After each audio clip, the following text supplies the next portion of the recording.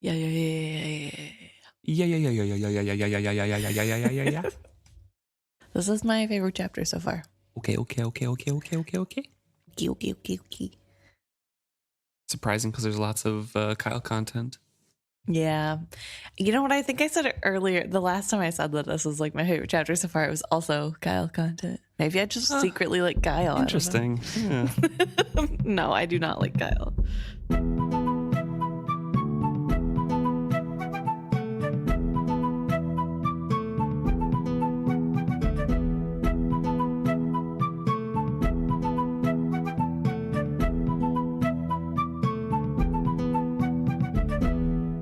Welcome back to another episode of Is Fitz Happy? I'm Luke. And I'm Emma. And this week we're discussing Chapter 8, Night Conversations. And this is taking place immediately after they're done leaving the docks. The family is done leaving the docks and going up to the Vestrit household. And we're in Keffria's perspective here. Correct me if I'm wrong, but we don't really get Keffria's perspective very often, do we? No, we do not. Okay. Yeah. It's really interesting the few chances we do get to look through her point of view. And I kind of wish we got more because it's interesting to see how she thinks. She just in general gets kind of forgotten. Yeah. Poor Keffria. By everyone and Robin Hobb. Yeah. So they get back to the Vestrit household, and Keffria details how Ronica pretty much instantly collapses. Kyle stood just shaking his head, and so Keffria sees her to bed, waiting for a servant to make up a guest room because she doesn't want her mother sleeping on a cot in their main room or sleeping in probably the bed of the main room there without her husband. So waits until that room is fully made up, and then goes on to her own kids, and she finds Selden sitting by himself on the bed because Malta did not want to look after him. He was crying. He had wanted his mother, and Malta had told him she was busy, too busy for a crying baby. Then she had left him sitting on the edge of his bed without so much as calling a servant to see him. So Keffria is saying for an instant she was mad at Malta, and then is like, oh, but she's just a kid. You know, she can't be expected to do that. It was reasonable to expect a 12-year-old to care for her 7-year-old brother after a day such as they just had. So not reasonable. Yeah, not reasonable. So it's fine. So she soothes the boy, sits by his side until he falls asleep, which is much, much later, and then eventually can go to her own room. Right. And I think something that's really interesting to me is that on the surface, I agree that it's a good message to not adultify Malta from a parent's point of view. Right. So for her to acknowledge that this is a lot even for a 13-year-old, and of course she didn't make 12-year-old. Of course she didn't make the right choices. I think that's a really actually weirdly good parenting. It is. Like it is. Style or thought to have to like, let's keep my kids a child. But also I think she's old enough to have at least asked an adult to help instead of putting her child down or other child down for being a baby because he's 7 and was crying. Kids at 12 years old babysit other kids and make money. Also, I mean, that's kind of like the low end, but yeah, she has enough responsibility to do that. Yeah, you would think she, especially her own brother, should be able to at least comfort him. And so just being like casually cruel to a 7-year-old younger brother makes sense. But also like just another indicator that she's mean and not necessarily going on the right path. Right. And I think that this could have been an opportunity for, you know, Keffria to maybe examine the fact that her daughter is a bully and a brat and doesn't really care about anybody but herself. But instead she focuses on the fact that she is a child too and she had a hard day. I also think it's really interesting that we have Kyle upset with Ronica for collapsing in grief in her own home. I guess not upset. He just shakes his head in disapproval. But still, like, where is she supposed to do that then? She didn't do it in public. It's not necessarily in disapproval either. It's just shakes his head. So we don't really get an emotion of whether it's just like shaking his head at the whole situation of like, this is messed up and everyone's so sad. Or, I mean, we can put what we know of Kyle onto the motion, but we don't get a specific emotion out of it. Right. So while I don't want to be fair to Kyle, I don't want to, I also don't think we can say that he's just disapproving of Ronica showing emotion or collapsing. That's fair, I suppose. It could be just stood shaking his head like, I don't know what to do. Fair, yeah. Well, that's obvious because he doesn't do anything and just goes to bed to wait for his wife, even though his children need tending to, and he doesn't do that either. So, whatever. Is that surprising? No. But finally, Keffria, after taking care of everyone else, is able to go into bed. And when she gets to her room, she thinks that her husband is probably sleeping because it's very late. And she turns all the lights off and gets changed. And when she goes to get in bed, Kyle has turned over and opened his arms to embrace her.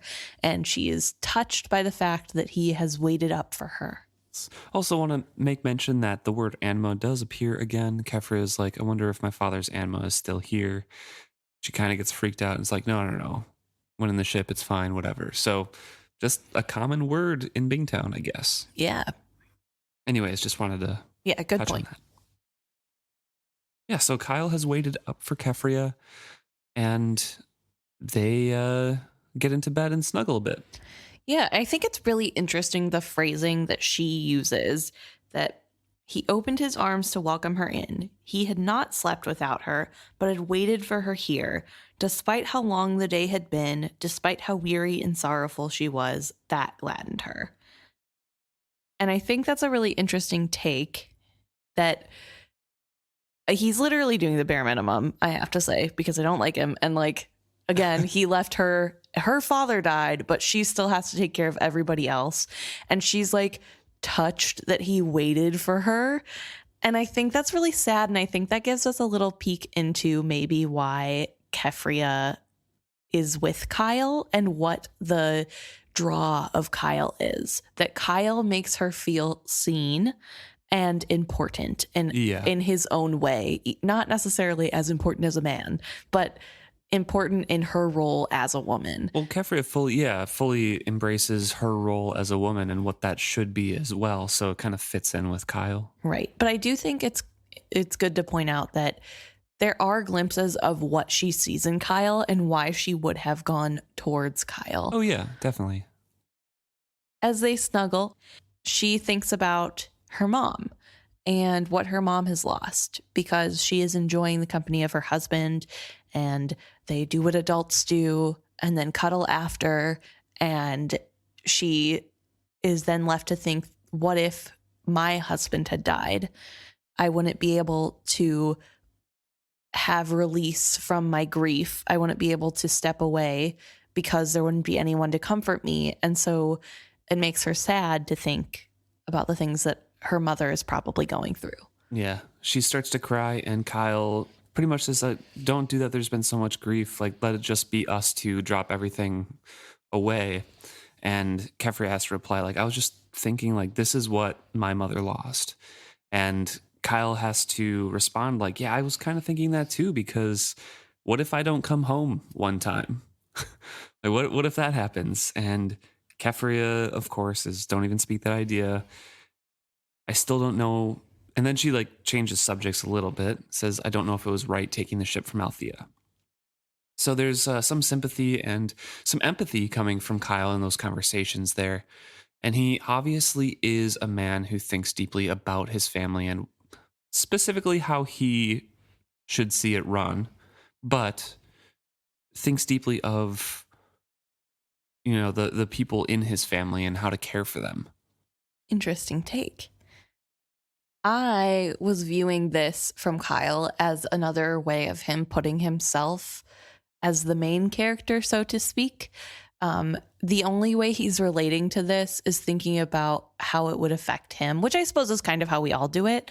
But I just think it's really interesting that I really don't think it's how it would affect him at all, though. Because he's saying, what if I didn't come home? Then he was thinking of Keffria alone, having to deal with the whole family and everything like that. Right. Sorry. Sure, it's a little bit more main character-y, but Well, I misspoke. I mean to say how I don't know how to phrase it. How he's putting himself. The way I'm going to phrase it makes it sound nicer than what I'm trying to say, but how he's putting himself as the person that has to receive the action for it to make him feel bad. If that makes sense, like he has to be the one not come home. And then what would Keffria do? It's not necessarily about Ronica's grief. It's about his grief of leaving his wife alone to me, sure. I guess. And maybe that isn't a very nice way to read it. And maybe I'm being extra harsh because it's Kyle. It can be both. But I guess you're right. This is a touch of compassion that we don't really get to see from Kyle. And it's not necessarily a bad thing that he's thinking that, or like if it's straight on what you were saying, I don't think, because some people just don't think through their emotions and can't relate to things unless it's put a certain way, you know? And the fact that he did that does show a side to him that not a lot of readers carry through on these read through of this trilogy. That's fair. So I think it does show a side of humanity from him and a little bit more of his motivations for all the actions he does take. Yeah. Yeah, I guess that's fair. I think I'm just thinking that it's taking away from what Ronica is actually going through and thinking more of like, oh, somebody I actually care about could be affected, which I guess still isn't necessarily that bad. It's not like he's saying it to Ronica, I guess. So they talk about Althea a little bit here.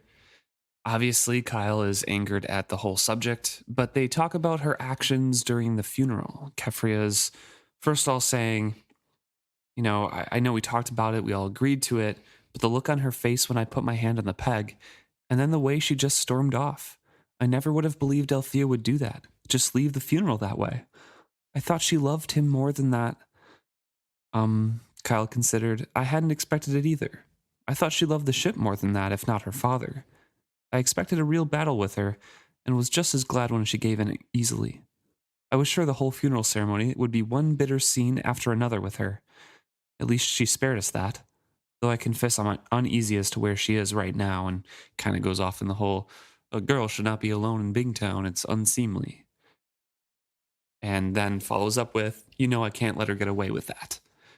Keffria kind of says, well, my father always said a light hand was best. And and this is where Kyle speaks some truth, but also goes about it the wrong way.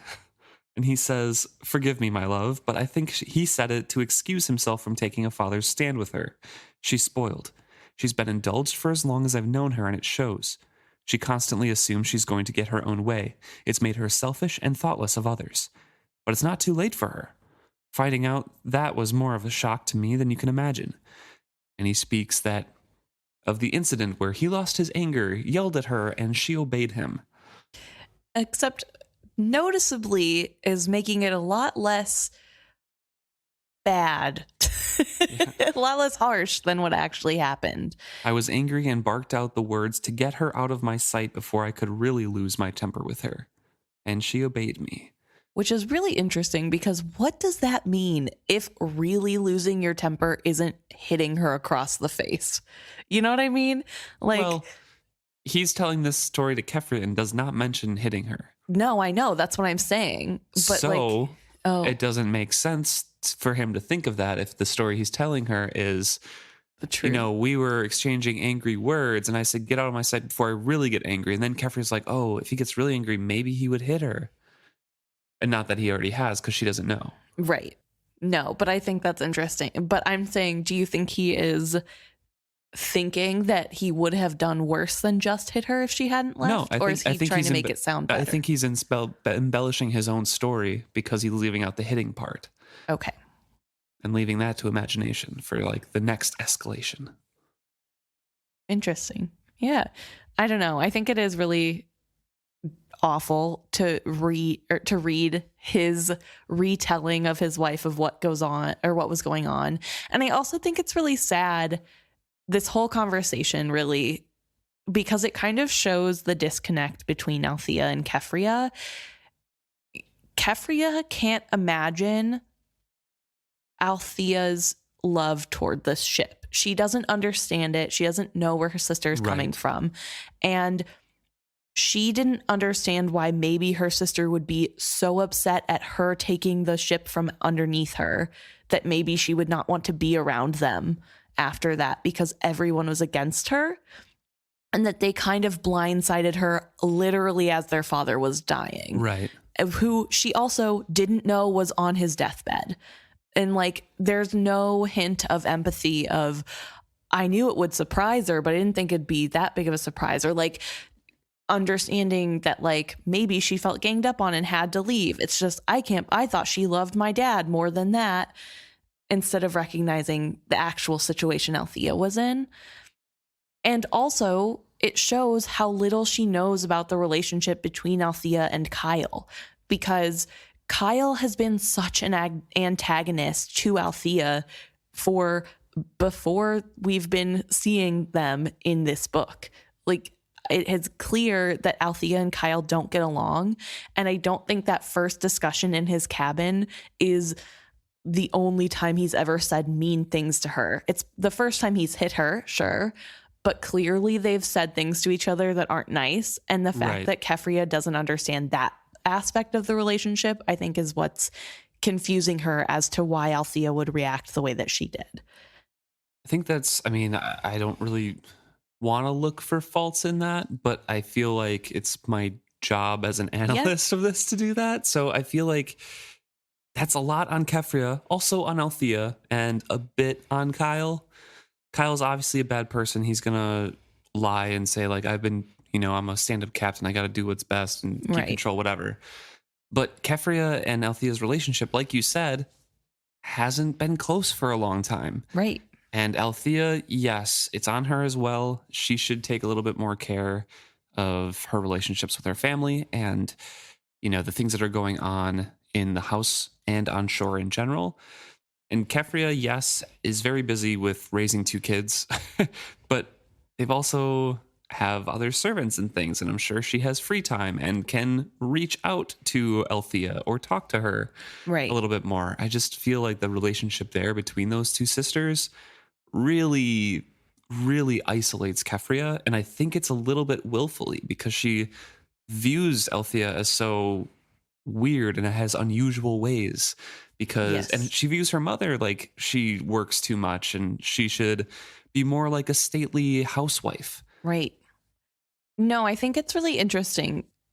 As much as I like Keffria in her own way, she definitely has some faults. And I think it's similar to Althea in that Keffria has her worldview, and that is how the world should work. Yep. Anybody who doesn't agree with it is wrong. However, I think she's almost more insular than Althea in some ways because she is in the popular view. And so there are people affirming that what she's doing is right, and she doesn't ever have to look at what might be wrong with it. She likes the role that she's in. She agrees with the role that she's in. And so people who don't fit into the box that she does naturally don't make sense to her, and she doesn't have to try to make sense of it because she is in the majority. Yeah. And so I think that's really a downfall on her end because it like is her blinders. And I know that we also see that with Althea in some ways where she's above the crew because she's the captain's daughter or whatever. But I think at least Althea in some ways has to be challenged to keep her worldview. She has to think about why her worldview is in place and what the benefits are versus the downsides of the other. She has more experience with both sides. So I don't know, like obviously they're sisters, they're very similar, but in this way, I think Keffria is a little bit worse than Althea. Yeah, I think so. Just in general, all of the characters in this trilogy are, except for maybe Wintrow, are extremely close-minded to any other view than their own. Which, of course, makes it frustrating and, of course, is a little human. But I feel like that's almost a downfall of Robin Hobb's writing in this series is that everyone is so in a box. Yes. I don't know. I feel like maybe I'm too optimistic. But I feel like humans are a little bit more like, oh, maybe I can learn about this a little bit. But then again, looking at, like U.S. politics or something, maybe it she's mimics right. real life a little bit. I don't know. Yeah. It just feels like all of the main characters we have are just so close-minded to any differing viewpoint. Right. And It's frustrating. I think for the most part, a majority of them change throughout the series and do grow. Yeah, sure. Some of them don't as much as others. I mean, a lot of them are forced to. Right. Which doesn't really say anything good about their adaptability. Right. But they do change. Right. But I think that's also kind of realistic, right? In that your worldview is something that like kind of does take something external happening to you personally to change. Definitely. And the more experiences you have, the more people you talk to, the broader your worldview gets. And so I think it is a little bit of the adaptability of humans in general, that these people who are so secluded and sheltered do get the chance to grow because they aren't allowed to be sheltered the whole time. I think that would be insufferable. Right. But we do have Keffria here, and she and Kyle are talking. Kyle is already, like you said, prepping her to let her know that Althea has to be punished, which is gross. Like, you're not her dad or in charge of her in any way. Yeah, he's the man of the house now. Ugh, gross. So Kyle is talking about what happened when he raised his voice and commanded her, and says how she came down from the docks, didn't hear a peep from her. She was very well dressed and polite and looked like, a proper lady. He was very surprised. He says, I was amazed. I kept waiting for her to try to start up the quarrel again. And then I realized this was what she had been looking for all along. Someone to draw a line. Someone to finally take charge of her and make her behave as she knows she should. All this time, I think she was just seeing how far she could go before someone took in her sails and dropped anchor. He cleared his throat. I respected your father. You know I did. But when it came to Althea, he was blind. He never forbade her anything. Never really told her no and enforced it. When I stepped in and did that, well, the difference was amazing. Of course, when she got off the ship and I was no longer in charge, then she started to get a bit wild again. He shrugged. For a time there was silence as he and Keffria considered her sister and her strange ways.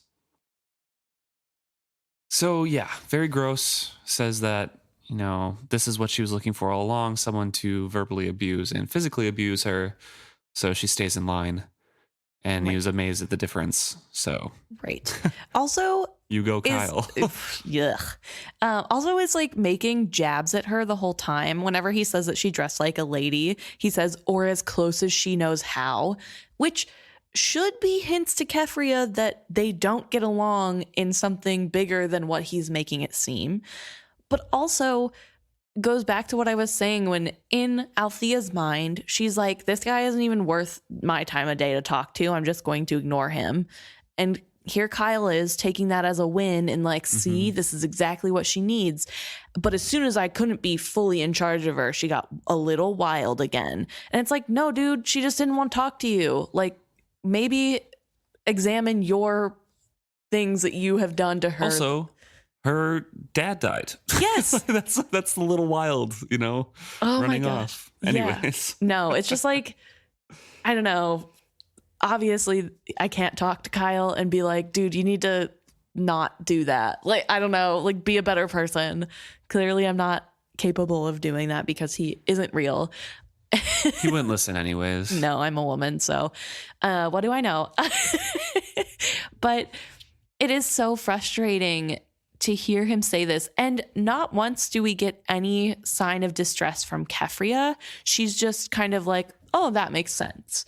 She just is going along with whatever her husband says. But he also like follows this conversation up, or that part of the conversation up, talking and addressing each of Keffria's concerns that she brought up. Saying that, I used to think there was no hope for Althea, but today when she finally saw us all united in what was best for the family, she didn't truly oppose us. Deep inside, she knows what is right. The ship must be worked for the good of the whole family. You are the eldest. It's only right and just that you inherit the family's real wealth. Besides, you've children to provide for, and the ship will let us do that. Who has Althea to provide for? Why, only herself. And I think we can trust ourselves to see that she doesn't go hungry or naked or roofless. But if the situation were reversed and the ship had been given over to her, she would have sailed the Vivacia out of the harbor without a backward glance. And like as not, she'd have that ne'er-do-well Brashen as the captain on her. So brings up Brashen kind of unnecessarily because he has, obviously a grudge against Brashen. But basically says, Althea gave in anyways because she didn't oppose us. Just an extension of what you were talking about, Emma, in the previous conversation of she didn't talk back, so she accepted me. It's just Kyle only sees the definitive black and white of everything and always skews it to his own viewpoint. Right. So it's really frustrating to read this because, yes, he does straight up address every issue that Keffria brings up.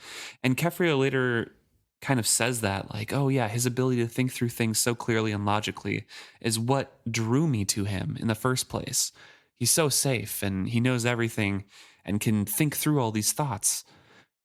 And it's just so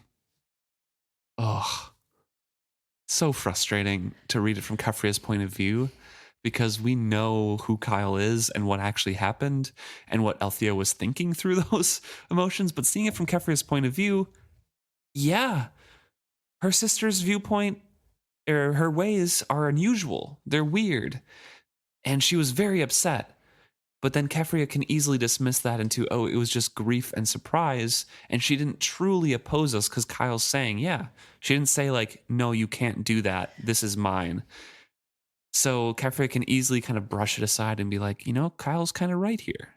Right. And I think that's something that's so insidious in this whole reading of the event, because he even says all of us were there telling her what was right, and she didn't truly oppose us.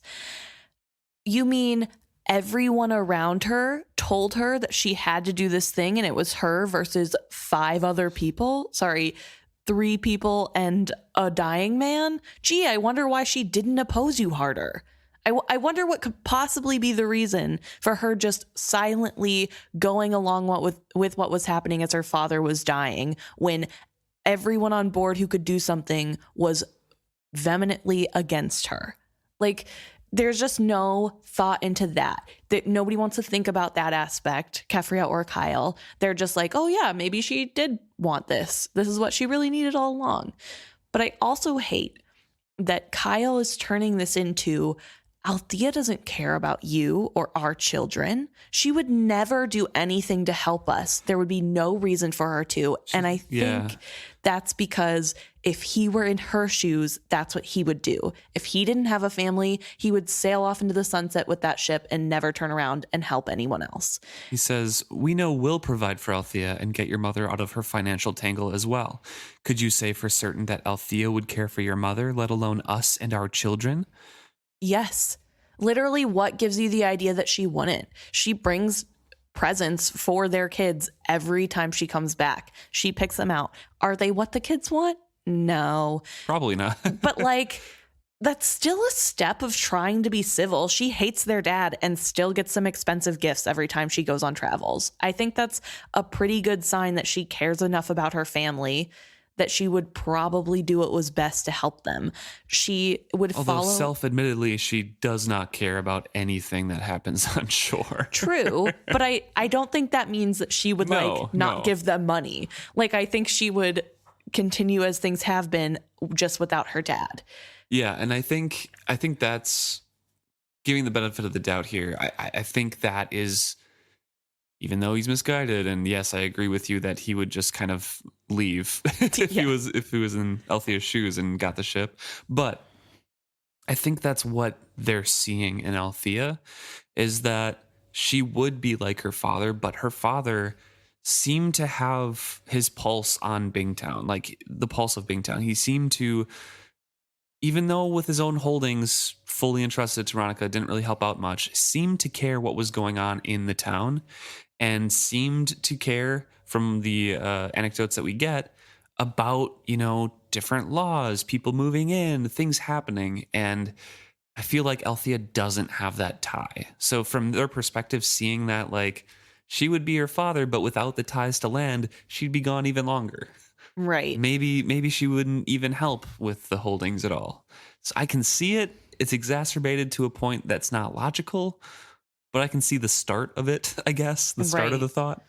Yeah, and I can see how, like, from Keffria's point of view, who is estranged from her sister, why this might be somewhat plausible. But it's like, doesn't Althea also bring gifts for her mom and Keffria too? I mean, it's not just the kids. I feel like she picks stuff out for everybody. I'm pretty sure she bought fabric for her mom and sister. She bought the best for her.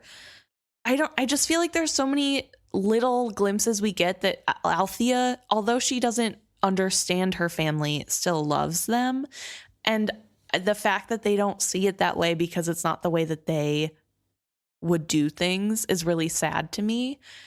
And clearly Althea doesn't feel like they love her either. And I mean, I think that's brought up later by Althea herself, but I just feel so bad for her to hear this telling and have Keffria kind of be like, yeah, you're right. That makes sense. That's logical. Right. And I do also think the last thing that I'll say on this whole little gross Kyle paragraph is that he did say the real wealth should go to you. Yeah. Althea was supposed to get the ship and her sister would get the lands. And it's interesting that he doesn't count the lands and the holdings as real wealth. The ship is the real wealth. To me, that's not super surprising. No. Because, and not just from Kyle, but just in general thinking of it, because I think the live ship is probably worth 2, 3, 4 times more than all of their lands. Because even if they sold them all, they couldn't pay off the debt to the ship. So I feel like, yes, that is kind of the real wealth. And I'm not surprised he said that. But obviously he is a sea captain and he sees that is the real wealth. That's the only thing. Plus he views and has said that, we can help your mother out of her financial tangle as well. So he just, I feel like, sees the land holdings as holding them back. And not doing so well because it's her mother's financial tangle. It's not the debt on the ship or the family or whatever. So, yeah, I can see that. I just thought it was really slimy wording. And it kind of does make it feel like Althea might be a little bit correct that he only went after Keffria because of the live ship. Not that it was surprising that he would think that is the real wealth, but like maybe Althea was a little bit right. So then the thoughts and Keffria's thoughts kind of wander through her family as she's thinking about this. So first she thinks of Kyle and like, oh yeah, he's so logical and, he goes through everything. And she thinks about how that's one thing that she really looked for when she wed, that she did not want to live her life tied to a man as impulsive and fanciful as her father had been. She had seen what it had done to her mother, how it had aged her far beyond her years. Other trader matrons lived sedate lives of ease, tending their rose gardens and grandbabies, while her own mother had each day risen to face a man's load of decisions and work. It was not just the accounts and the laborious working out of agreements with fellow traders. Often as not, her mother had been out on the fields on horseback, checking for herself that what her overseer said was true. And she kind of recounts how, since she could remember, her mother had got her up, or her mother had gotten up and gone to the fields during certain times, and eventually brought Keffria out to teach her, what to look for disease, teach her what to look for good crops, and, really taught her some of the work that was being done on the fields. And Keffria hates it. And she says as soon as she was old enough to be concerned with her hair and skin, she had rebelled and refused to be tormented any longer. That, she recalled, was the same year that she resolved she would never marry a man who would go to sea and leave her with such burdens. But she fondly says out loud, and then I married a sailor. Right. So, first of all, I do want to say that it looks like Althea isn't the only one who is spoiled by a parent. Keffria didn't want to do something, so her mother allowed it. Just like when Althea doesn't want to do something, her father allows it. The only difference is what Keffria doesn't want to do isn't deemed as typical ladies' work, and so it's more acceptable for her not to want to do it. Yeah. Whereas when Althea doesn't want to do something, it is the typical lady stuff that she doesn't want to do. And so she has to do it because society deems it so. And I find that really interesting to see that she doesn't realize that she and Althea were treated the same way, just by different parents. And honestly, I think it's huge that Ronica tried to show her the ins and outs of every single part to keep her successful, to give her a chance to be in charge of her own life in a way that women aren't really allowed to do in this society at the moment. And instead of being appreciative of what her mother was showing her and the hard work her mother was doing, she just hates it and thinks it's stupid and never thinks about it again. Much in the same way as Althea refuses to think about anything that goes on land because she thinks it's stupid. Yep.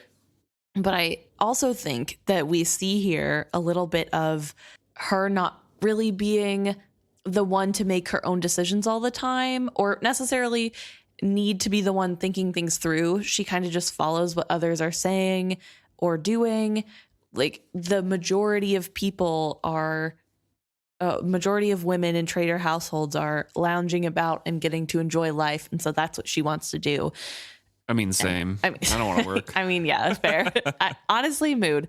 But I think in seeing that she is drawn to Kyle, who kind of does her thinking for her, like I can kind of see the draw of that, of like, yeah, my mom had to work super hard and we're kind of poor now because of all the problems going on. And so like, I don't want to have to think. I don't want to have to make decisions. And there's nothing wrong with not wanting to be like a working woman, quote unquote. Like you can want to just be a mom. Like there's nothing wrong with that. I think the problem arises when she thinks of it as a bad thing that her mother is doing it, and that it's not right for women to do this, and that the hard thinking needs to be done by the men.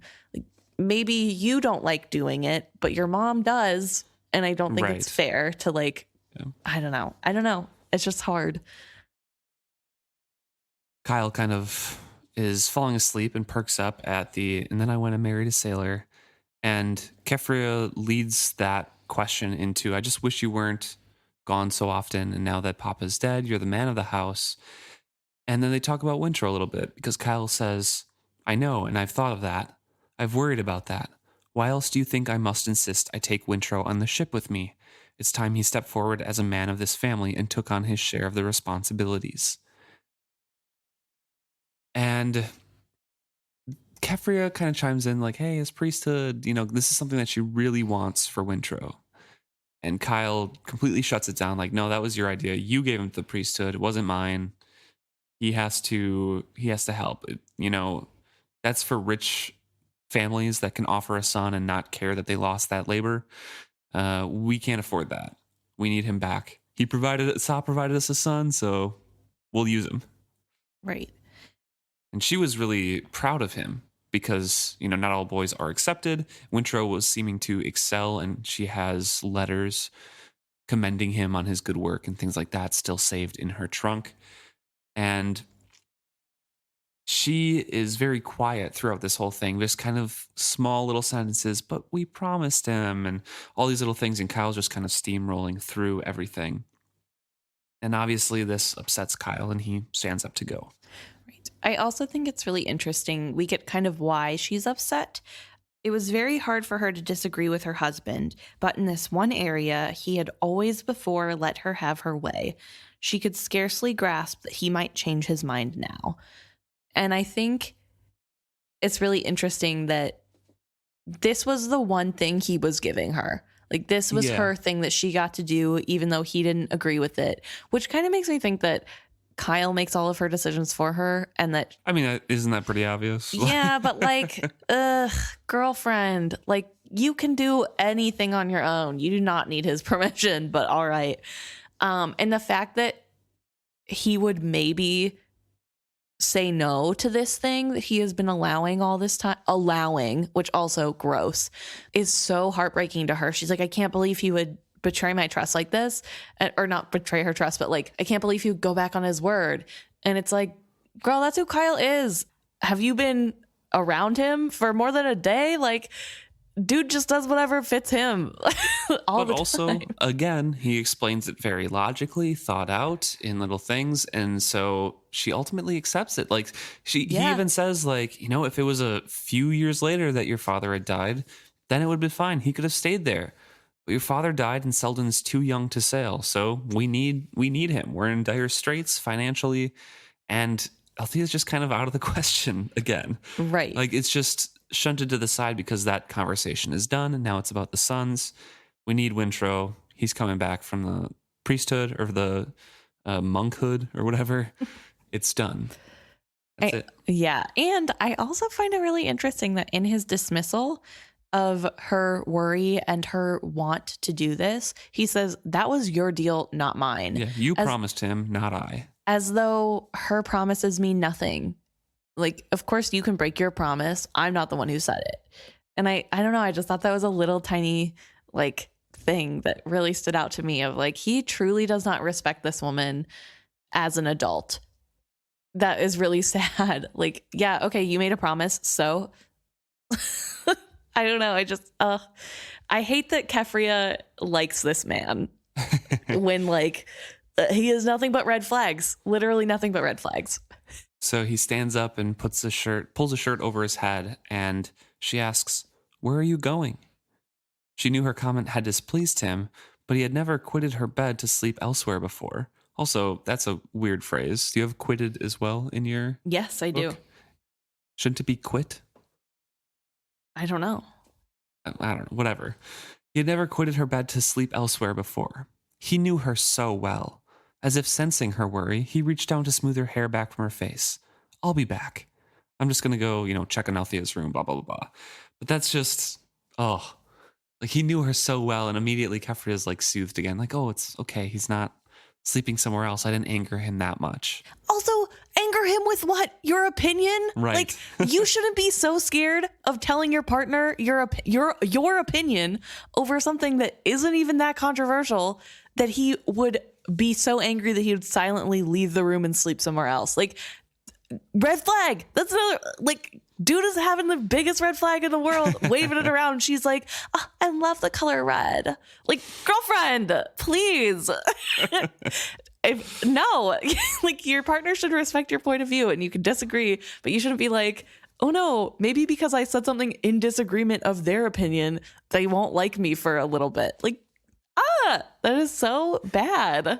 And she's just like, "Oh, well, good. He's coming back." So he talks about Althea a little bit here and says, "I can't believe her foolishness. I hope she doesn't make a spectacle of herself in Bingtown tonight. When she has a few drinks, she's capable of saying almost anything. Scandal is the last thing we need right now. The family must be seen as stable and united until we get these financial problems under control. Any wild talk from Althea and we could find our creditors panicking, thinking they should get what they can out of us while we've got it. Well, we've had enough worries and grief for tonight. Try to go to sleep. I'll be back in a few moments either way." So, wrapped up in the grossness there is a little nugget of truth of, yes, they have financial worries. If Althea does start complaining about, like, it's debt this, debt that, and stuff, sure, creditors could kind of hound the Vestrits and try to bankrupt them. But it's all wrapped up in the grossness, like I said. But also, like, does Althea even know about the debt? Like, she obviously knows that they have to pay for the ship, but, like, does she know how bad it is? She doesn't care enough. No.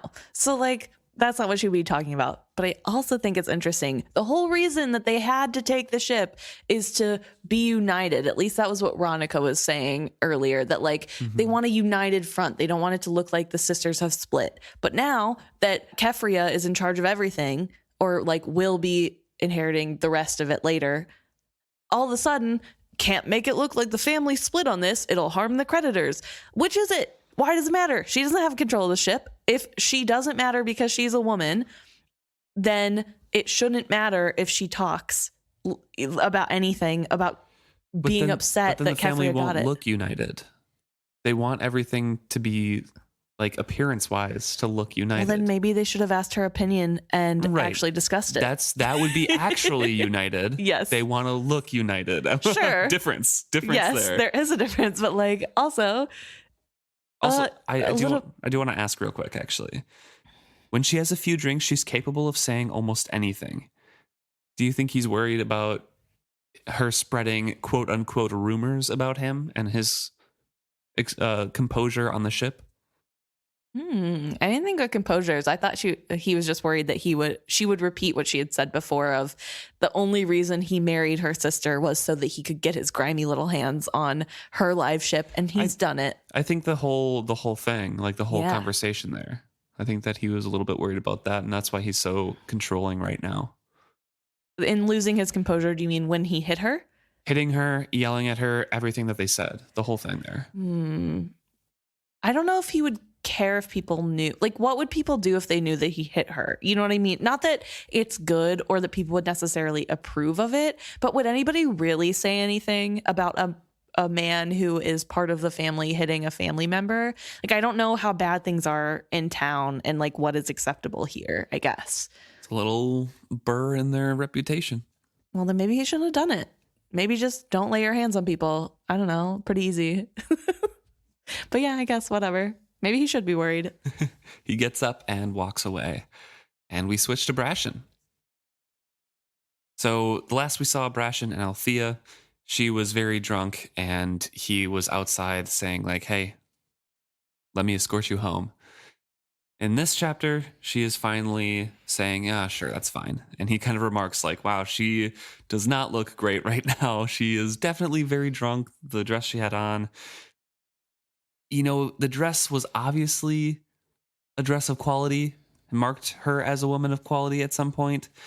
But in the disheveled condition, it made her look like she was wearing someone else's cast off. It's just all around not very well taken care of. Right now, he thought sourly, she looked more like a doxy looking for a tumble than a proud daughter of a Bingtown trader family. If she attempted to walk home alone, anything might befall her in the wildness of the night market. And she agrees, so he kind of heaves a sigh of relief that she's letting him walk her home safely. Right. And I think it's a small thing of kind of grossness from Brashen that we get him like, oh, she looks like a doxy. She looks like she was ready for a tumble. And like, I can't believe she's dressed like that, which is really weird because you think of all people, Brashen would understand what she's going through and not his first thought wouldn't be about the way she's presenting herself. But he does later mention that he is a little shocked at himself for being so trader-like. Yeah, and falling back into his like upbringing. Yes, and notes that it wasn't necessarily the most conductive way to think. And I guess, I mean, it's fine to have those thoughts, obviously, as long as you're not like being mean about it out loud. Like you can't always help the thought that comes to mind. And that's a big thing too with like the guilt in thoughts, being human in your thoughts and your thoughts betraying you and your feeling. We've talked about that before in the past episodes. Yeah. And that was kind of the same thing that happened with Keffria too, where she was like, oh, I'm so comforted with Kyle here, and then felt guilty because, you know, her dad was dead and her mother doesn't have that and the whole thing. Right. I think it's just kind of a repeated theme throughout all these early chapters, at least. And it happens with Brashen here a little bit. Yeah. And as he is having these trader-like thoughts, he talks about how he has left his bag with a barman that he knows, paid a few coins, more than he would have liked to spend to ensure its safety, and then spent more coins than he had intended to, following Althea from bar to bar, I assume just buying a drink so that he could stay to watch and make sure she was okay. But he also is kind of disappointed because even though he spent that much money, he wasn't really drunk, so he didn't really get to enjoy it. Also, I do want to comment on a lot of the early talk about Bingtown, and I think it is purposely written that way. First pointing out that she looks like a doxy ready for a tumble, and then saying like, you know, there's anything that can happen in the night market, and then further down saying Nevertheless, there would be a few rogues who'd lurk down this way, hoping for a drunken sailor's last coin. He'd be wise to go carefully, especially with Althea in tow. Really is written specifically to contrast Althea's last thoughts of like, oh, nothing like that happens in Bingtown. Right. Other seedier ports, yes.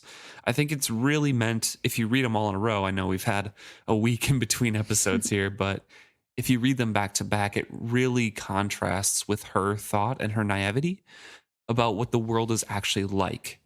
She just has no idea because she has been so sheltered and so directed in her actions by her parents or probably other crewmates, to the good parts of town, and hasn't been exposed to the dirty truths of the underbelly of any city.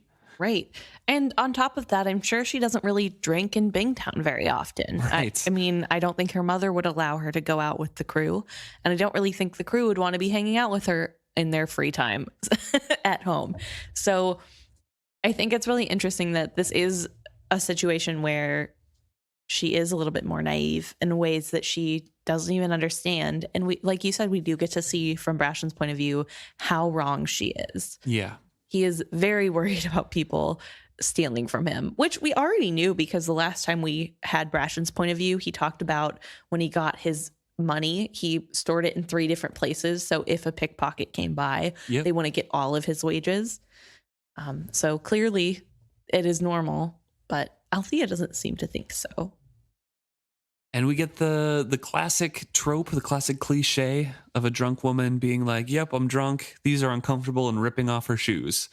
Of course, it's Althea. She throws them into the nearest alley instead of carrying them on her way back. Which is actually pretty funny. Yeah. I mean, not great. Also, I'm sure those shoes were expensive, so maybe she should not have done that. All I thought was like, how common are shoes in this world, this town? Like, does she have multiple pairs? Is this like one of 2? I mean, they're a relatively wealthy trader family, or at least were. So I'm sure she has multiple shoes, and these shoes specifically were for that dress. Right. That's fair. That's fair. No. But Brashen is grinning at this because she was wobbly before, and now she's a bit better walking barefoot. Right. This is where his comment comes in. Even after all the years of doing for himself, there was still some of the straight-laced trail in him. He'd felt a shudder of horror at the impropriety of a trader's daughter going barefoot through the town. Well, given the rest of her condition, he doubted it would be very the first thing anyone noticed. Not that he intended to troll her through the market as she was. He'd keep to the lesser-traveled streets and hope that they met no one who would recognize them in the darkness. That much he owed to the memory of Vestrit. So we get a little insight of, yes, being a trader boy is still very ingrained in him, including that last sentence of honoring the memory of Vestrit and keeping her appearance right now away from eyes who might know them. Right. Just, I don't know. It's just a thing where people can't, I don't know. Appearances are just way too much in Bingtown. Right. It's a very big deal, and unnecessarily so from my personal point of view, but it is something that drives the town. It drives every aspect, at least in the aristocratic circle. We have little views that is why Kenneth is the way that he is, that he was trader born, so of course he cares about image. And then we see this magnified in everybody that we get from Bingtown, where there is image. And I like that Brashen kind of laughs off that, like, oh man, actually this is kind of a ridiculous thing to be worried about at this moment. Like, obviously her safety is more important than what she looks like. And sure, I don't want people to talk about her, so I can just keep her off the side road and keep people from seeing her. I don't know. I think that's good that he's recognizing and trying to work on that pattern of like, maybe that's not the end all be all. But as he tries to lead her on, she stops at a crossroads and says that she is hungry. She wants to go down the main way instead of the side streets he's trying to keep her on. And he tries to make up a lie by saying that he doesn't have any money, so they can't go. And Althea gets a little suspicious and asks if he's already drank his money away. And she says, I knew you were a sot in port, but I didn't think even you could go through coin that fast. I spent it on whores, he embellished irritably. She appraised him in the flickering torchlight. Yes, you would, she confirmed to herself. She shook her head. Nothing you wouldn't do, is there, Brashen Trell? Not much, he agreed coldly, resolute on ending the conversation. And once more he tries to tug her on. She resists and says, lots of places will give me credit. Come on, I'll buy you something too. So he tries a different tack, saying, Althea, you're drunk and a mess. You're in no condition to be seen in any public place. Come on, I'm taking you home. And she just kind of goes limp and follows him docilely. And he's kind of glad that she's just following him, and kind of they're going out of sight in those back alleys. And he realizes that she's crying. What's wrong? He asked her wearily. Now that my father's dead, no one will ever be proud of me again. She shook her head blindly and then blotted her eyes on her sleeve. Her voice was choked when she spoke. With him, it was what I could do. With all of them, it's how I look, or what others think of me. You've had too much to drink, he said quietly. He had meant the words to sound comforting, to mean that such things would only bother her when she was drunk and her defenses were down. Instead, they came out sounding like another condemnation. But she only bowed her head to it and followed him docilely, so he let it be. He was certainly having no luck at making her feel better, and honestly, he was not sure that he wanted to make her feel better or had any responsibility to do so. You have Althea kind of being a brat and, like, being really horrible to Brashen, who is trying to help her, by insinuating that he is the worst of the worst. But I do think it's really interesting to see this kind of mirroring of behavior that Brashen is having to how Kyle kind of treats Althea. Obviously not to the extreme extent, but we have again a man who is around Althea who isn't really paying enough attention to her or thinking about who she is. They're just thinking about how easy it is to control her at this moment, which sounds a little harsh because obviously, like, Brashen is doing this in a way to try to get her home to safety, and there's a lot going on. Yeah, it's just a nice little parallel kind of built in there. Yeah, but I do think it is a parallel of him not really noticing why it is maybe that she is so quiet and going along so easily after he brings up image, and why that might weigh on her a lot. And I don't know, I just think it's really interesting to see another man in her life not really care about Althea, and probably expounds the reason why she's crying and why she's upset, that nobody really gets her. Because I don't think her mom or sister do either. They don't care what's going on in her brain. They care about what she's part of the family image. Yeah. Right? For them, it's not, you can do something that you like, or you can do well at this, that her father was teaching her or telling her or letting her do. It's right. How can you improve our image as a family? Right. And you know what? I will praise Ephraim for that. I think it's really big that he helped her in a way that made sense to her and saw her as a human being and let her see herself as one too. I think that's really big. It's just, I don't know. It's really heartbreaking to read this. It makes me think of people who struggle with like schooling in the atypical way, like they just don't do as well as others, and so there's like that pressure of like, I don't learn like others, or I guess just anyone who has ever been othered, like I don't seem the same as other people, and I had one person in my life who was affirming that that's okay and that's normal, and now they're gone and I have to go back to the harsh world of people do care, and they care more about what it looks like than what I feel like, and it's just really sad. And Brashen kind of has a similar thought, but since he is in the moment, it's like, could she speak to him and forget how completely cast out from his kin he was? Only a few weeks ago, she had thrown that in his face. It wasn't fair of her to expect sympathy now that the tables were turned. He's kind of talking to himself. That's a continuation of like, I can't make her feel better. I'm not doing good at this. And then why should I make her feel better? She threw that in my face a few weeks ago. She shouldn't expect sympathy. So I feel like it's him wanting to make her feel better, but also since he can't, he's kind of justifying it. Yeah. Well, she was really mean to me about the same issue, and why should I try to make her feel better anyways? Right. And I also think it's really interesting that he thinks this is a new issue. Like to him, this is just number one, Althea being too drunk and being not like really thinking things through. And number two, if it is true, well, this is a new situation for her and he's been going through it for forever. So whatever. But this isn't new for Althea. This is something Althea struggled with for probably most of her life. And he just didn't know. And so it is another thing where people really, truly aren't getting her. And I feel really bad. Although, again, Althea does have her own problems. But, you know. So then she makes the quiet promise that she's going to get her ship back. He made a non-committal noise. There was no sense in telling her he believed there was absolutely no chance of that. She demands a response from him, and he's like, yeah, I did hear you. And she's like, well, aren't you going to say anything?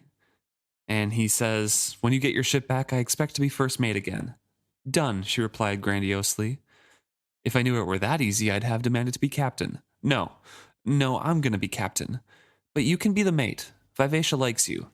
When I am captain, I'm only going to have people we like aboard her. Thank you, he said awkwardly. He had never believed that Althea liked him. In a strange way, it touched him. The captain's daughter had liked him after all. What? She asked him drunkenly. Nothing at all. And they turned down Rainwild River Merchant Street. I don't think she ever said that she liked you. She said Vivacia likes you. Well, she says, when I am captain, I'm only going to have people we like aboard her. That's fair, but I feel like still, I don't know. Nothing she has said before this has made me think she likes Brashen in any way. That's why Brashen is like, oh, she actually kind of does like me. Yeah. So that's why I'm like, no, Vivacia likes you and she'll tolerate it. I don't know. Also, I don't think your argument has any weight because they do fall in love. Listen, they do fall in love, but did you see her like 2 chapters ago when she was like, yes. Brashen can literally get lost. I don't care. She's 18 and like doesn't talk to boys at all. Well, that's not fair. She talks to men all the time because she's on board with literally just men. Okay. But maybe not in a romantic way. Yeah. Maybe she doesn't know how to express those feelings. Maybe she's a little emotionally stunted. She goes to trader balls and dances with men. Refuses to dance with men. Well, okay, fair enough. Touche. Either way, she did I think not it's a little playground, pull your hair kind of thing. Okay. I don't know. We literally had her point of view, and I don't feel like any part of her point of view. Also, I think it's her being mean to Brashen is a little bit of a way to get back at Kyle. Because Kyle's like, Ephraim only picked Brashen up to match you with him. So I think like her hate of Kyle kind of is trumping anything else. Fair enough. No, I don't like Brashen. See? I guess. That's maybe. I would buy that more. I don't know. I just feel like when she was like, uh-oh, I might have gotten him fired. Sucks to be him. I don't know. That doesn't feel very much like I like him and I would like him to stay on the ship. I also think like she would think that about anybody else. Fair. On the crew. So, well, they walk down the Rainwild Street, the merchants that sell the goods from the Rainwild. And there's like a shimmer of magic, Brashen describes it. There's just like a palpable feel of something different here. Yeah, it's a little spooky. He wondered if Althea felt it and nearly asked her, save that the question seemed both too serious and too trivial to utter aloud. The silence between them had grown until Althea's hand on his arm was an uncomfortable closeness. When he spoke again, it was to dispel that more than from any need. Well, she's come up in the world quite swiftly, he observed aloud as they passed Amber's shop. He nodded toward a storefront on the corner of Rainwild Street where Amber herself sat in a window behind an expensive set of Ica glass panes. They were as clear as water and set in elaborately carved and gilded frames. They made the woman in the window look like a framed piece of art. The woven chair she lounged in was of white wicker work. She wore a long brown gown that hung simply from her shoulders. It more cloaked than enhanced her slight form. Her shop windows were neither shuttered nor barred, no guards lurked outside. Perhaps Amber trusted to her own strange presence to deter thieves. A single dish lamp burned on the floor beside her with a mellow yellow light. The rich brown of her draped gown pointed up the gold of her skin and hair and eyes. Her bare feet peeped from the bottom of her long skirts. She watched the street with a cat's wide, unblinking stare. and Althea stops to return that stare. So we have the Fool, we have Beloved, we have Amber. Yes. And she is been here for 2 years, as Brashen later says, and has been carving wooden beads and wooden jewelry, and has moved on up from her first original shop to the Rainwild Street merchant shop, sitting behind very nice glass panes. Yes. And because Amber is presenting as Amber in this and goes by she, her pronouns, it's what we're going to use. Yep. Even though with the Fool, we said he, him. So just to cause less confusion going forward. Yes. Amber is she. And she is weird. Which is kind of the vibe she gave us the Fool too. Yeah, but she's definitely different. Yes. And this is really interesting because as a first-time reader, you don't know that this is the Fool being reintroduced. Mm-hmm. This is someone new. And yeah, because especially the skin color, that's not something that is really brought up, except in a few passing comments that, the Fool starts getting a little bit darker, but the gold wording doesn't appear. No.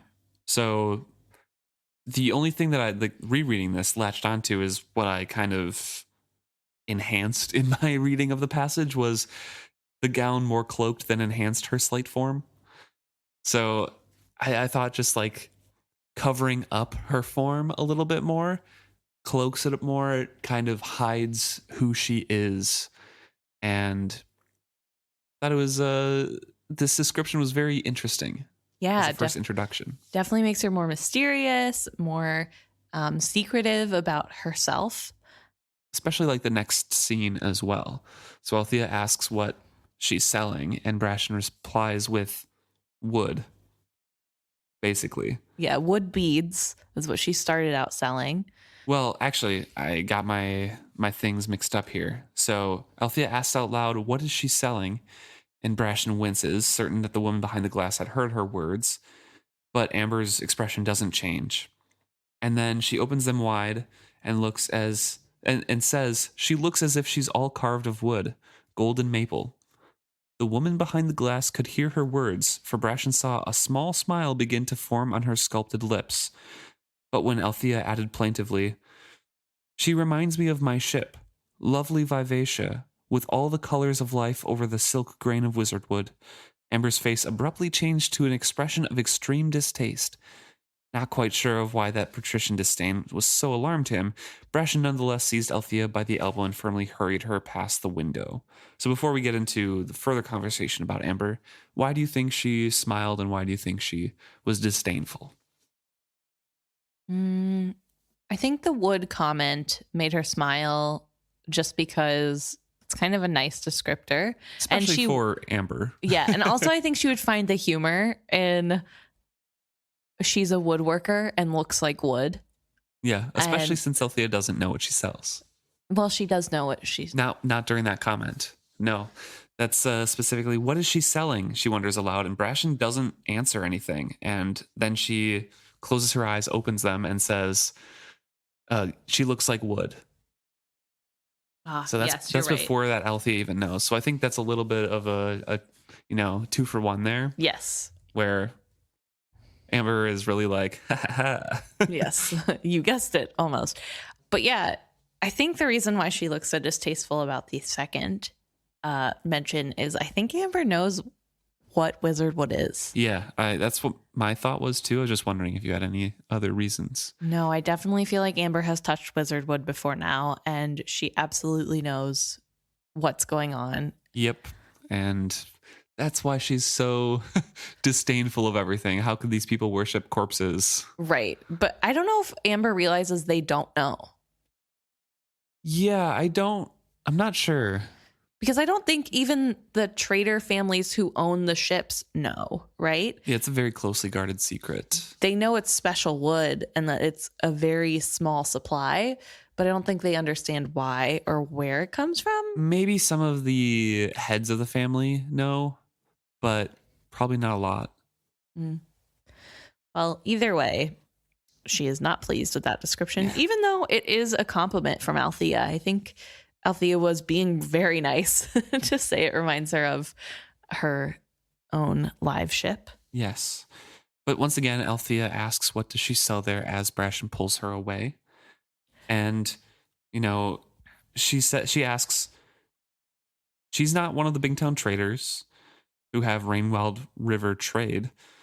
And only liveship families can trade up the Rainwild River. So who is she, and why does she have a shop on Rainwild Street? So Brashen shrugs and he's like, I don't know. She moved here 2 years ago. The whole thing, set up a shop, moved up in the world, carves wooden beads, children strung them together, and then moved into a shop here and sells wooden jewelry. Althea kind of scoffs, and Brashen's like, no, seriously, like this is legit stuff. Yeah. Like, I thought it was dumb too until I saw. Yeah. And she creates these masterpieces out of the wood. She's getting little carvings in there that you never would have thought possible in the knots or in the curvature. It's like she's bringing the wood to life. But it's as much the wood she chooses as the skill with which she does it. I thought that was a very funny line. She has an uncanny eye to see what she does in a bit of wood.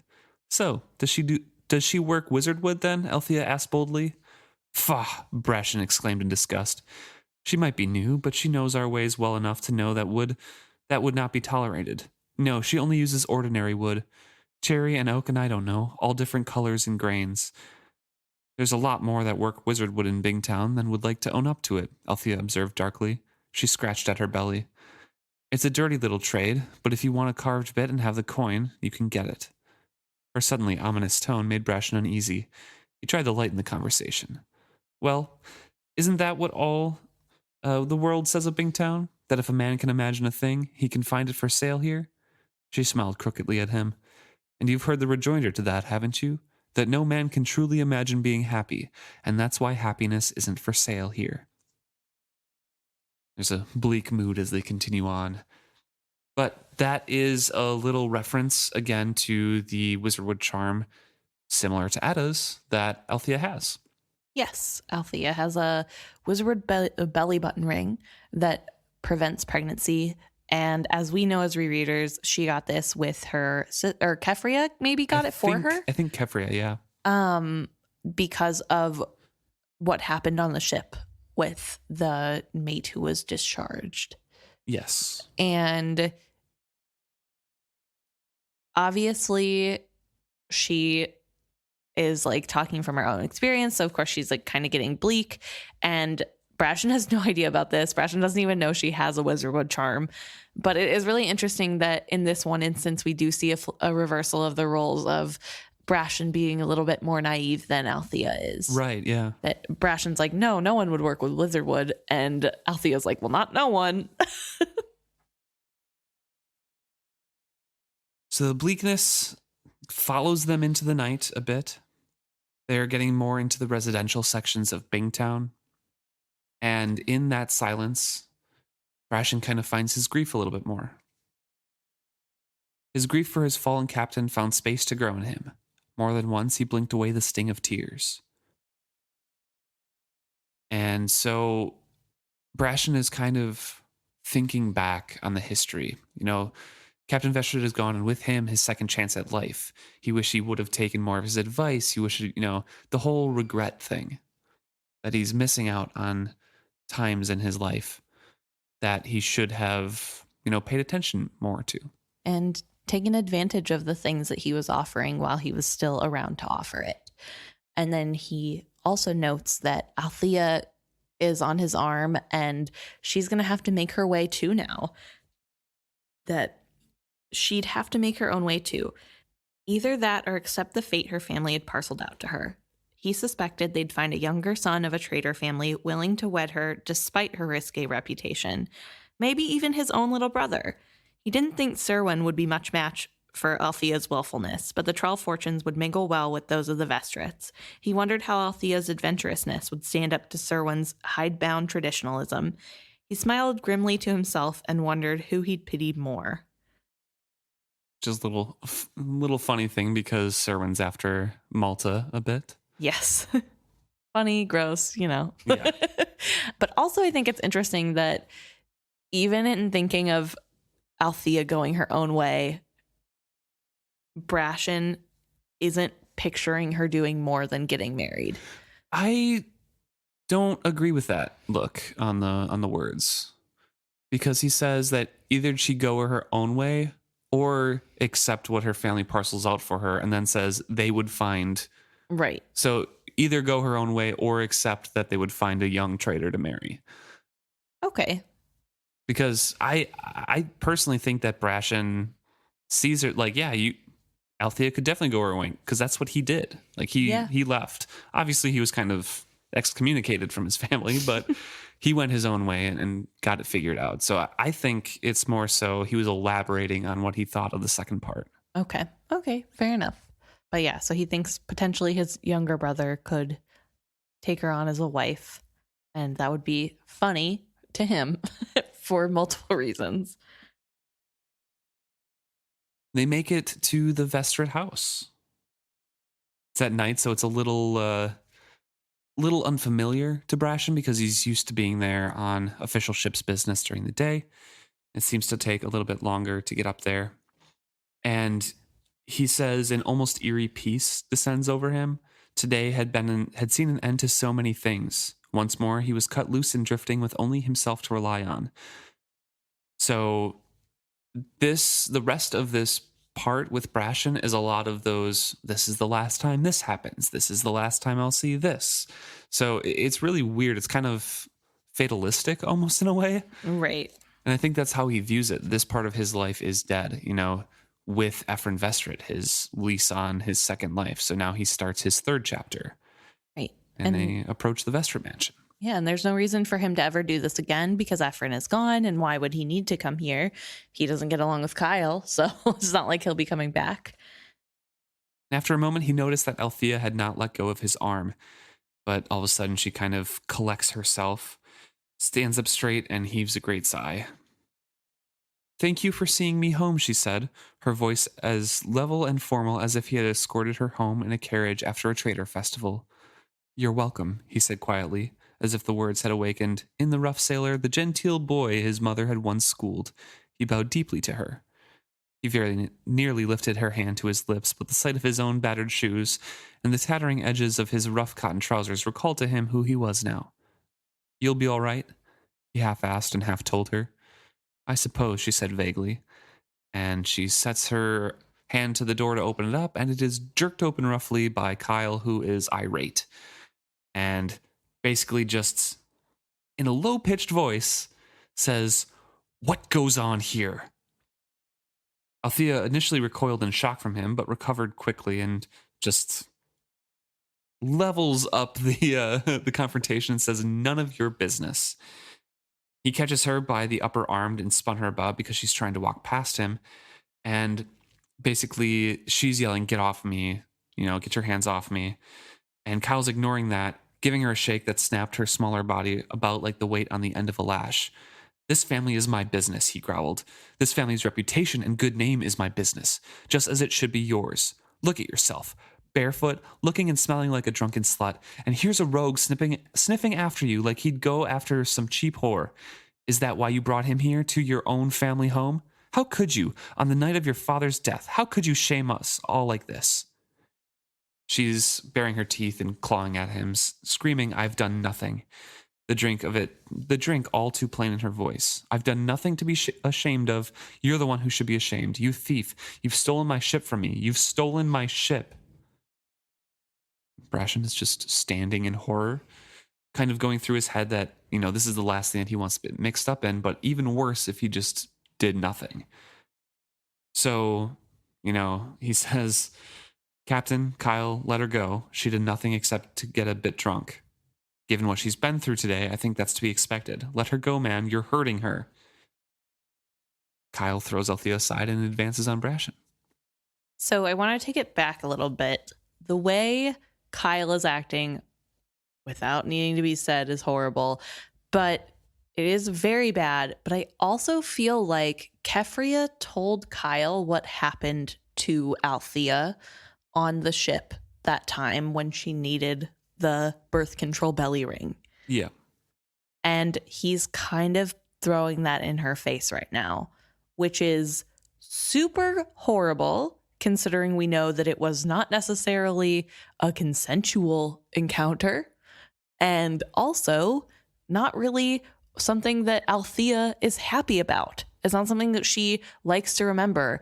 And here he is basically saying, here you go again, opening your legs to anybody who wants you. And that's not at all what happened in the first place anyway. But the fact that that's how he's treating her, and even if it was, who cares? She's an adult. She can make her own decisions. But like that, what part of this encounter made him immediately jump to that other than if he knew the history and thought that way about her anyway? And I just feel so bad for Althea. And also he goes straight to harming her. He is shaking her and grabbing onto her arm really hard. And Brashen is just like, whoa, dude, you're hurting her. Maybe chill. And Kyle then takes that as a threat. Like, oh, I guess I'm going to fight you now. Okay, macho boy, calm down and maybe think about the fact that they were just about to leave. Like, I'm sure he could hear them through the door. They were saying goodbye. I don't know. I don't understand where he gets this righteous rage of like, clearly you're going to take him in and sleep with him. Like, where are you getting that from, sir? Right. I don't know. It's just stupid. It's just the portrayal he wants of Althea, and that's what he's going to see. And also, I mean, his hate for Brashen as well, because he just thinks, it's just exacerbated by like, oh, this ne'er-do-well Brashen is a rogue who's sniffing after her. Obviously, that's what they're there for. Do you think his hatred of Brashen comes from the fact that Ephron approved of Brashen and not of Kyle, and Brashen has a quote-unquote bad reputation? Probably, yeah. He's, he had everything that Kyle probably wanted, being a firstborn son of a trader family. Right. And threw it away, and then is still approved of by a different trader family. So, I don't know. Just a place for jealousy to go. True. Maybe he should have worked on himself instead of placing blame on Brashen then. Yeah, you'd think so. Just a thought. But Kyle advances on Brashen and is kind of yelling at him of this, like, of course you would think it's okay for her to drink, but she's a woman and she's got to look good for our family. So in this household, we don't approve of that lifestyle, unlike you. And it's just kind of being argumentative and a jerk. Yeah, and Brashen's giving ground here, basically saying like it's not what it looks like at all. And behind that scene, Althea's just kind of collapsed down and has started crying. And Brashen is a little, I don't know, it's really odd here because he's gearing himself up for a fight. But he's also holding himself back a lot because he knows that Kyle could literally just kill him and no one would really question him because he's part of a Liveship Trader family, like an old Trader family line. He says, if he killed Brashen right here, few would question any account he might give of the event. So he told himself it was not cowardice, but savvy that made him back up, lifting his hands placatingly and saying, it was nothing like that. I was just seeing her safely home. That's all. Kyle swings a punch at him. Brashen easily sidesteps. And then in his head, he's like, all right, I got I got the gauge of him. He's slow. The one swing was all he needed to gauge the man. Captain Haven was slow, and he overstepped his balance. And while the man was bigger and had longer reach and might even be stronger, Brashen knew he could take him and without too much difficulty. Ooh, burn. But also kind of weird because in my head, Kyle is like kind of like a wispy person. Not like he's wispy. Bigger than Brashen. Yeah. I don't know. He's like tall and lanky. And I don't know. It's just weird to think that he might be stronger and beefier than our boy Brashen, who in my mind, I guess I don't see Brashen as like also bodybuilder big, but yeah, I don't know. I definitely didn't see Kyle being the bigger of the two of them, I guess is my point. Ronica was woken up by all of this commotion. She comes down and yells at them. Kyle, Brashen, stop this. Stop this right now. What is going on? I demand to know what is happening here. This son of a pig, Kyle began, but Althea's low, even voice cut through his outrage. I was distraught. I had too much to drink. I ran into Brashen in a tavern, and he insisted on seeing me home. And that is all that happened or was going to happen before Kyle stormed out here and began calling people names. That's true, Brashen added, just as Kyle complained. But look at her. Just look at her. He could never decide who Ronica Vestrit believed. Something of the steel she was known for showed in her as she simply said, Kyle and Althea, go to bed. Brashen, go home. I'm too tired and heartsick to deal with any of this just now. When Kyle opened his mouth to protest, she added compromisingly, Tomorrow is soon enough, Kyle. If we wake the servants, they'll tattle this scandal all through the market. I don't doubt that more than one is listening at the door right now.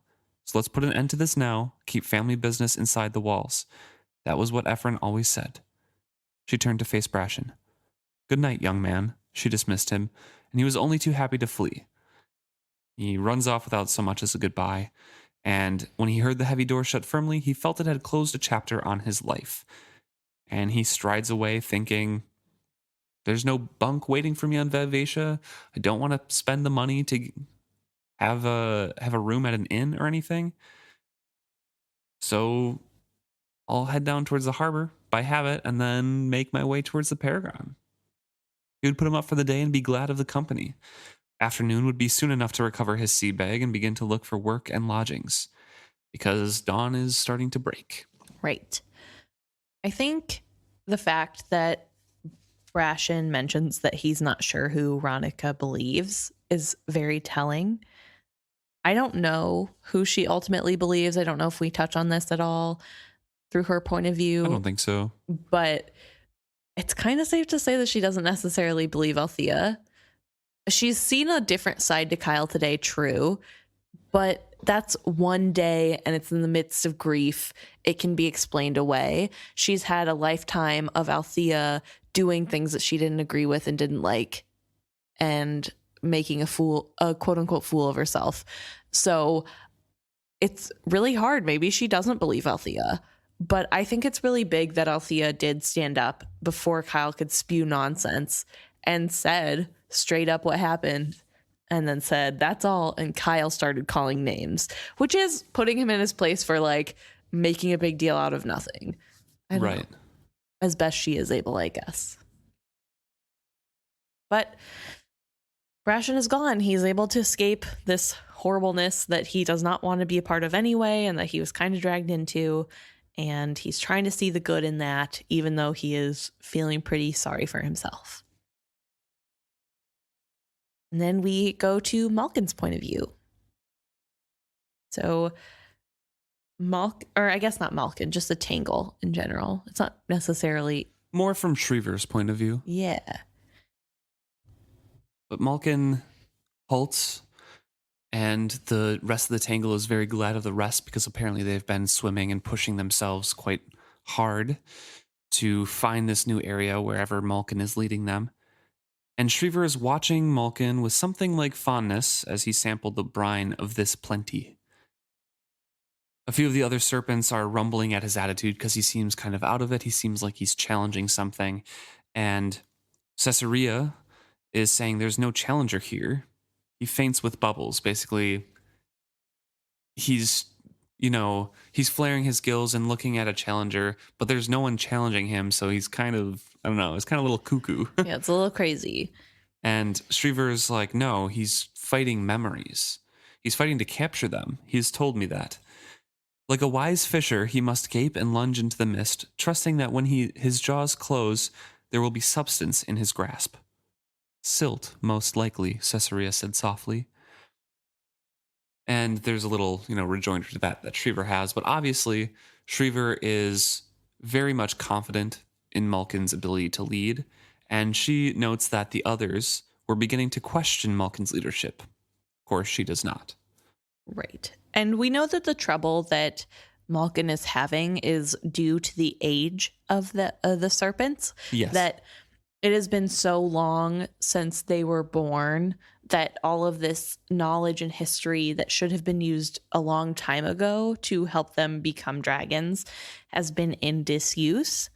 And that kind of made it harder to use the memories, I guess. There's just more memories being added on top of, and it's just a very long time to go without being able to use this. But I also like the description of how he does see the memories, that it's like a sort of river that goes past and he's fishing for the right memory, because it really drew to my mind the Skill River.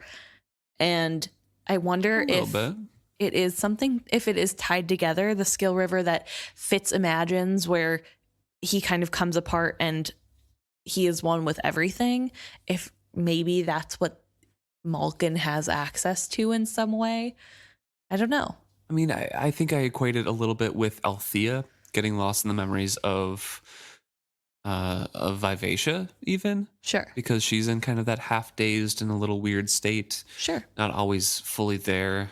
But instead of just 3 people to draw memories from, it's, probably thousands of generations of dragons. Right.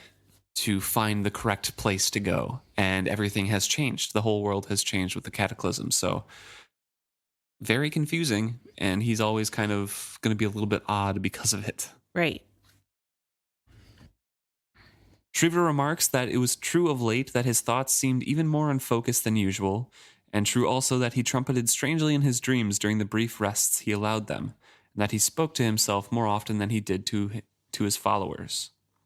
But it's those things that really convince her that Malkin is the real prophet and that he's really leading them to where they need to go.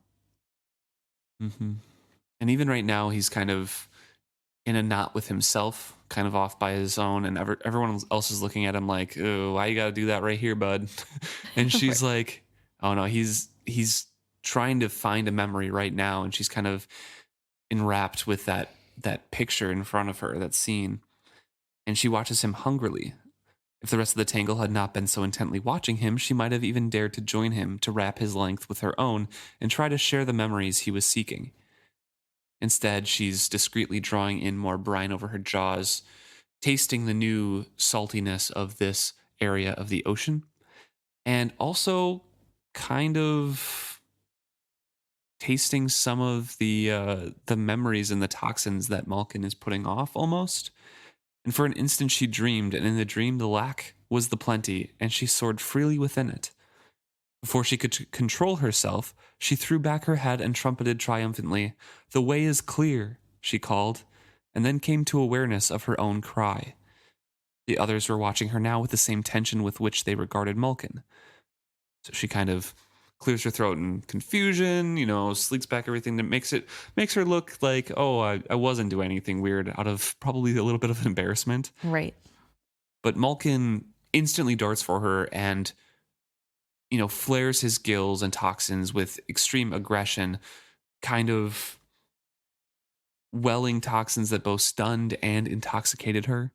He gripped her with immense strength, daubing his musk against her scales, deluging her senses with the half-grasped memories that lured him on.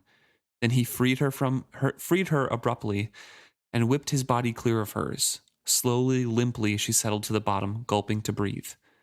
"She shares," Malkin declared to his followers. "She sees and is anointed with my memories, with our memories.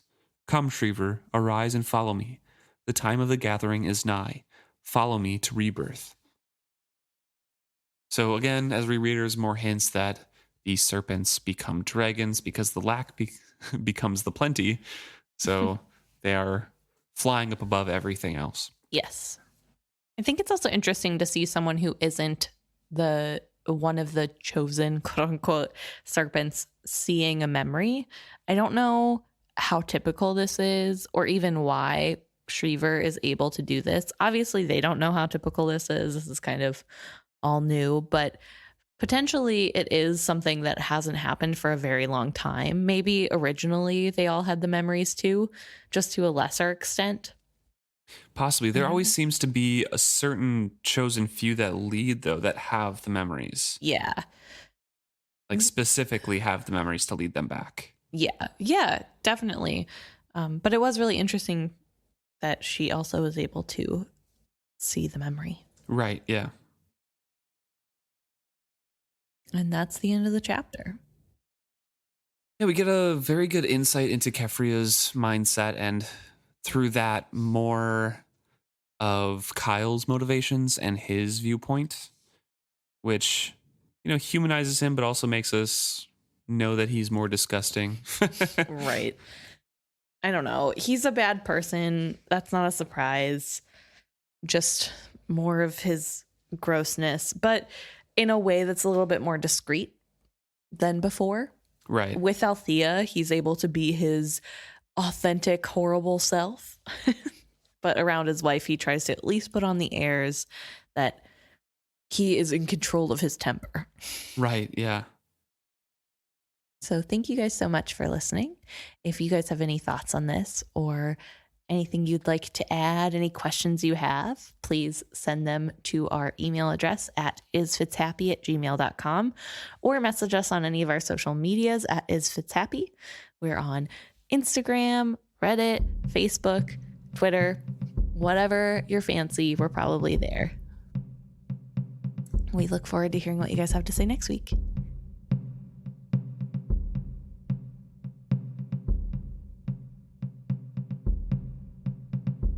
Okay, so now we get to talk about some of the things you guys brought to our attention from last week and before, but mostly last week.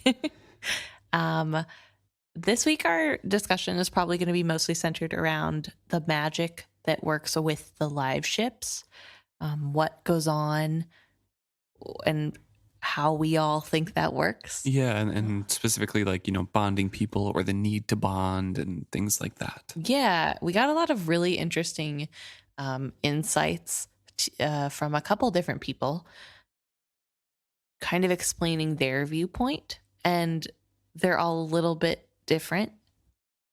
Yeah, definitely. I think maybe we can start with Melissa, who sent in a nice email to us, specifically commenting that she agrees with Emma's thoughts that Wintrow's initial connection was a bit of a glamour and that they probably retain some sort of glamour from being a dragon.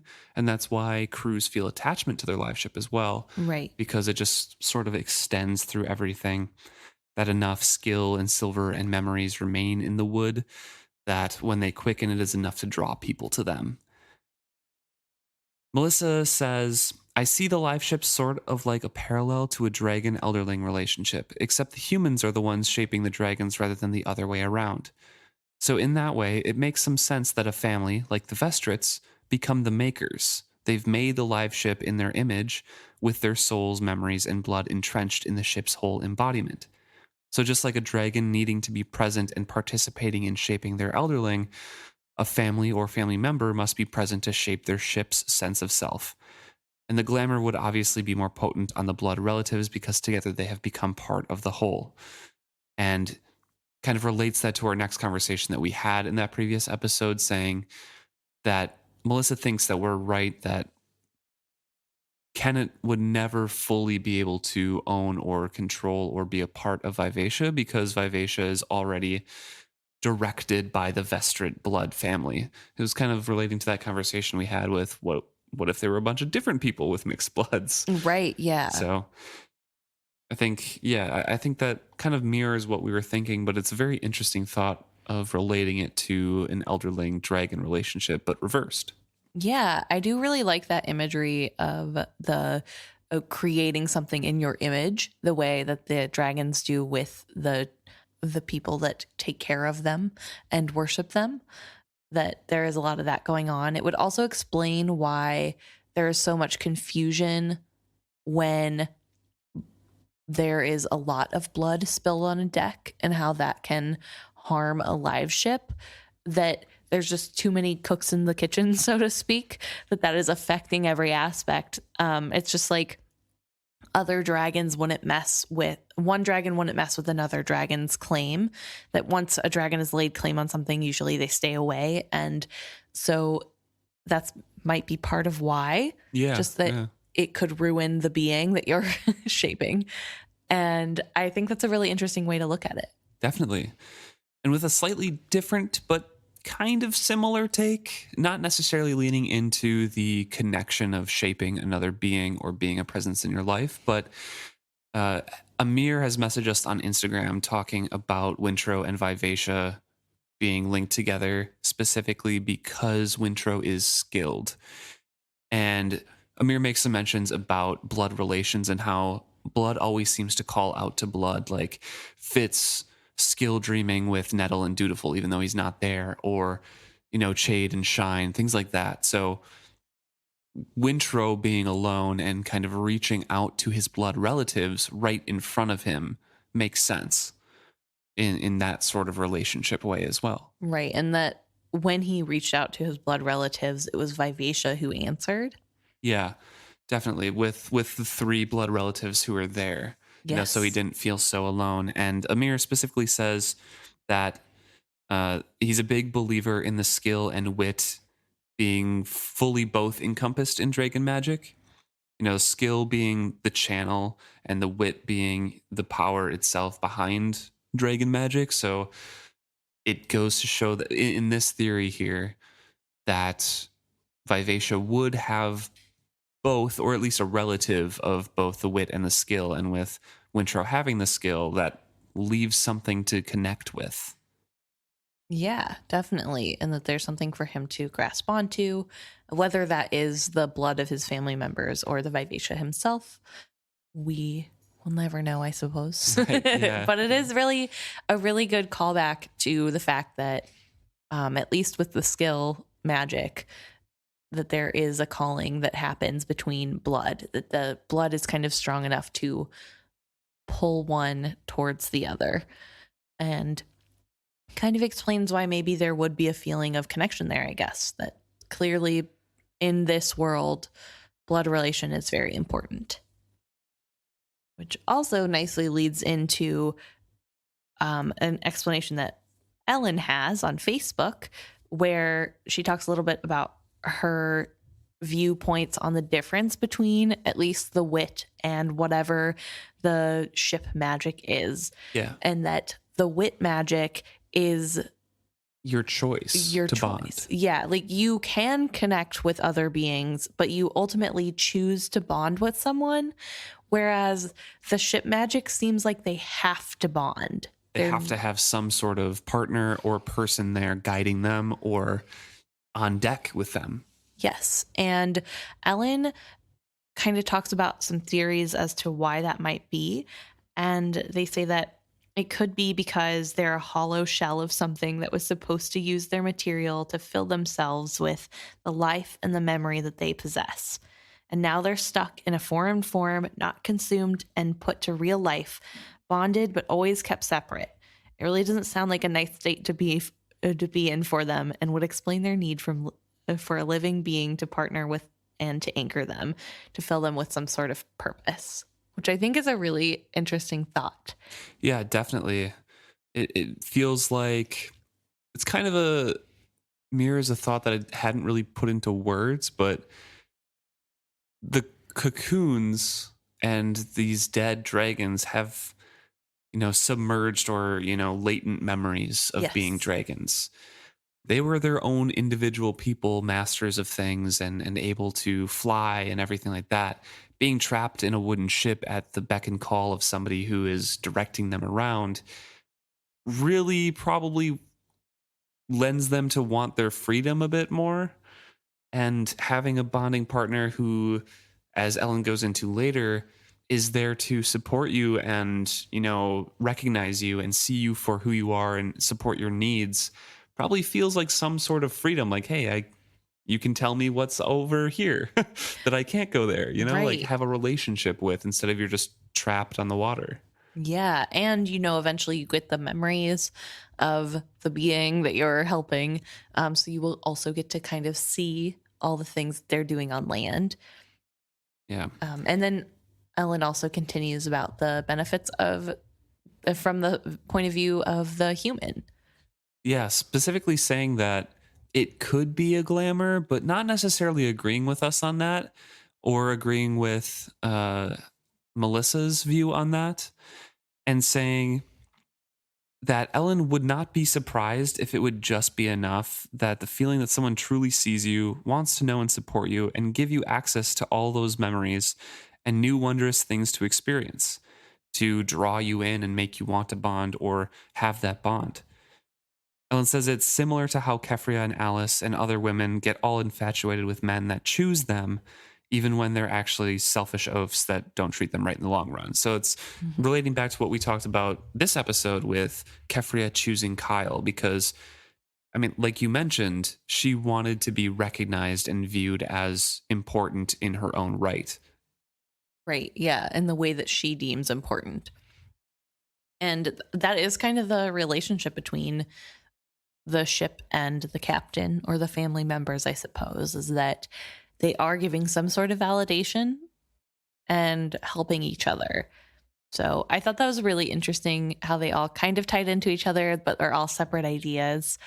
So thank you, Melissa, Amir, and Ellen, for those thoughts. It was a lot of fun to think about. Yeah, for sure.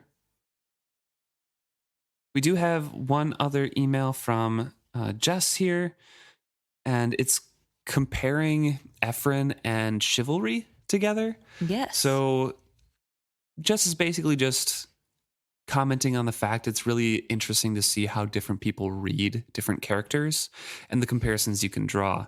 And Jess draws up a few very nice comparisons between Ephraim and chivalry, mainly that they have strong values including honor, a commanding presence and ability and willingness to instill dignity, respect, and honor in those under their authority, a fierce love for family, and people know them well and dearly and continue thinking highly of them after they're gone, and that they are both honorable people who intend to do good but do make mistakes. And Jess specifically says, I think Ephraim hated not leaving Vivacia to Althea as much as Shiv hated not claiming Fitz, but they made those choices as they thought it was the only option under the circumstances when considering the larger picture. So very interesting thought on both of them there, how, and comments on us comparing Ephraim and who was it? Was it Beric? Yeah, originally we had wondered who would be a better parent. So yeah, very, very interesting thought of just, ways that people view other things. And I think that comparison is pretty apt if you're taking my viewpoint and reading him in a more generous light.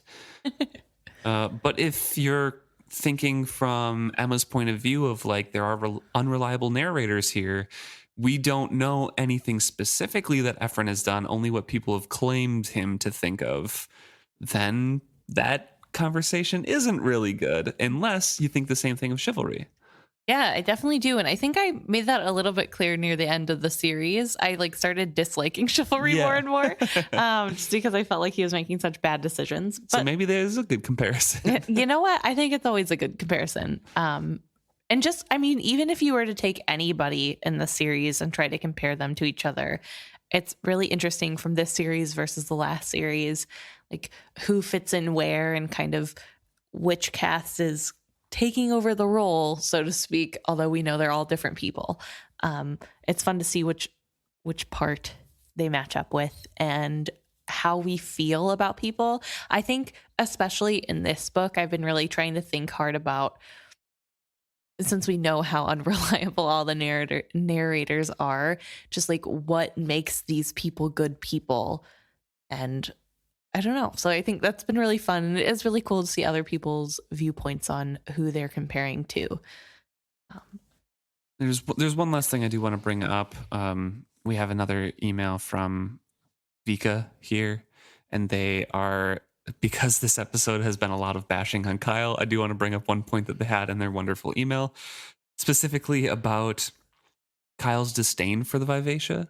Yes. And like the traditions of live ships. I do want to, just a quick point about this. Vika brings up that they think Kyle does, it does irk Kyle to, be on a live ship with a woman figurehead, but not in the typical, well, it is kind of the typical, but not exactly what we were describing or thinking that Kyle might have issues with in a sexist way. Right. It's specifically, Vika is thinking that Kyle wouldn't like to be seen in front of his crew having to cater to a woman. Yes. So the live ship Vivacia being a woman figurehead means that the live ship has kind of the final say-ish. Not really, but like in some things it has to be listened to. because it is a thing, like an actual sentient being. Right. And the crew respects it. So Kyle having the worldview he does, having to listen or take input from this woman is probably very demasculating and humiliating to him. Right.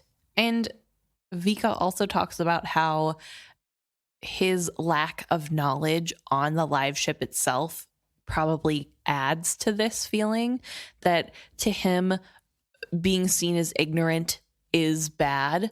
And instead of like, you know, learning more or asking questions, he just wants to come off as if he knows everything. But he can't do that because Brashen just openly, loudly explained to everyone that Kyle clearly has no idea how live ship works, which also makes him frustrated more. So I thought that was really a really good point to bring up, that like he is at a disadvantage because he doesn't know what's going on, and because of his personality and upbringing, not knowing what you're doing is bad.